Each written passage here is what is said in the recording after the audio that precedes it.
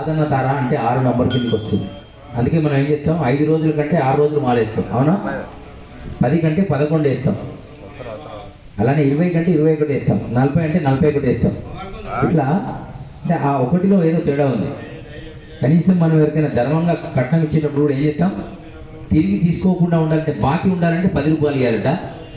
ఇంకా మనకు ఆయనకి ఏ బాకీ ఉండొద్దు, ధర్మానికి అంటే 11 ఇవ్వాలి.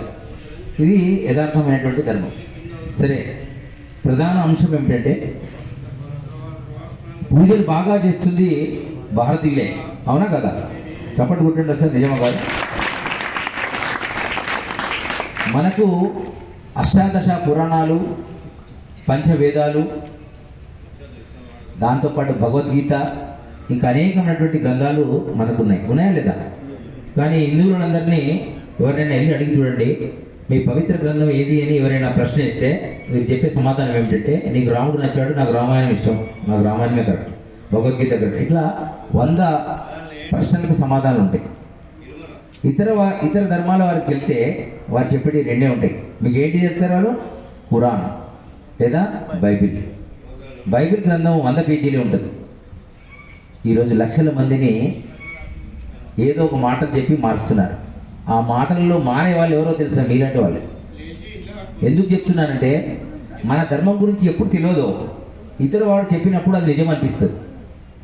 ఎన్నడూ గుడికి రాని వ్యక్తి, ఎన్నడూ ఒక బుక్ తీసి హనుమాన్ చాలీసా చదివిన వ్యక్తి, భగవద్గీత చూడని వ్యక్తి దాని గురించి ఏమైనా విమర్శించి చెప్తే, ఓ నిజమే, మేము అన్ని పనికి మనే చేస్తున్నాం, నిజమే అని గొర్రెలను తయారు చేసే బ్యాచ్ తయారైన దేశంలో. దానివల్ల ఈరోజు 15-25% అంటే 40%, ఇప్పుడు 150 కోట్ల భారతీయులలో 50 కోట్లు ఈ 100 కోట్ల మందిని ఎప్పుడు ఏం చేద్దామనే ఆలోచనలో ఉన్నారా లేదా? కానీ మనకు దాంతో సంబంధం లేదు. భజన నడుస్తుంది, నడవాలి. ఈ భజన వల్లనే మానసిక రోగాలను పోతాయి.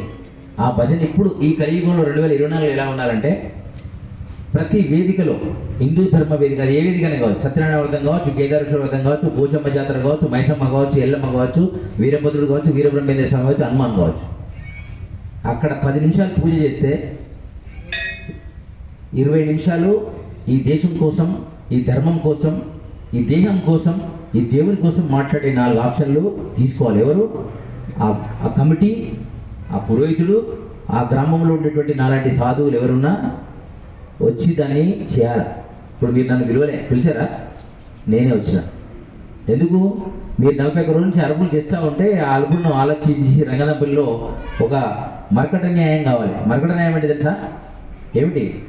సంస్కృతంలో మర్కటం అంటే కోతి. కోతి ధర్మం ఎట్లా ఉంటుందంటే, కోతి పిల్లరీతి గురువుతో నుండిన, కోతి పిల్లరీతి గురువుతో నుండిన, శిష్యులకు చింత చేటు రాదు, నమ్మకున్న దుమ్ము పాలగుదురు, కాళికాంబ హంస కాళికాంబ. అంటే కోతి తన పిల్లను చాలా తక్కువ సందర్భాల్లో పట్టుకుంటుంది. ఎప్పుడు ప్రమాదం జరిగే టైంలో దగ్గర తీసుకుంటుంది. మీరు చూడండి, రాయి తీసుకుని పోండి, పిల్లని పట్టుకుంటుంది ఫస్ట్. కానీ అది చెట్ల మీద దుంగేటప్పుడు మాత్రము పిల్లనే తల్లిని పట్టుకుంటుంది. అవునా కదా? అవునా కదా? అలా మీరు మొక్కే దేవుడు లేదా ఈ దేశము, ధర్మము, మీరు ఎలా ఆలోచన చేస్తే అలా మీరు పట్టుకుంటుంది. ఈ దేశం కోసం మాకు సంబంధం లేదు. ఈ దేశంలో ఇలా పబ్లిక్గా మీటింగ్ రోడ్ల మీద పెట్టుకునేటువంటి పరిస్థితి ఇప్పుడు ప్రస్తుతం ఉందా? 100 పర్మిషన్ తీసుకోవాలి, తెలుసా? 85% ఉన్న హిందువులు 85% పర్మిషన్లు అవసరం వస్తున్నాయంటే, మరి 2-3-4% ఉన్నటువంటి వ్యక్తులకు ఏ పర్మిషన్ లేకుండానే జెండాలు కట్టేస్తున్నారు, బ్లాక్ చేస్తున్నారు, ఇష్టమైనటువంటి సౌండ్లు చెప్పేసి బెదిరింపులకు దిగబడుతున్నారు. అవునా కదా?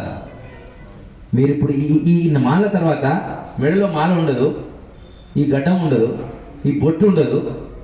నువ్వు ఏ జాతో, నువ్వు ఏ ధర్మమో ఎవరికి తెలవాలంటే నీకు మళ్ళీ టచ్ చేయాలి, అన్ని 100 అడగాలి. అంత టైం ఉంటుందా? ఆడ ఎక్కడి నుంచో ఒక ఫోటో ఇట్లా తీస్తే తక్కువ కనబడిపోతుంది, ఇతను ఫలానా ధర్మం వాడారు. మనకు అడ్డమైన ధర్మాలన్నీ ఇళ్ళనే పడాయి. జైన ధర్మం ఇక్కడి నుంచే పోయింది, బౌద్ధ ధర్మం ఇక్కడి నుంచే పోయింది, అవునా? ఇలా ముస్లిం మతం ఇక్కడి నుంచే పోయింది. ఇది 1400 సంవత్సరాల క్రితం వచ్చింది. మధ్య మధ్య 5 నిమిషాలు కట్ చేయాలి, గంట ఉంటే ఇదే ఉంటుంది.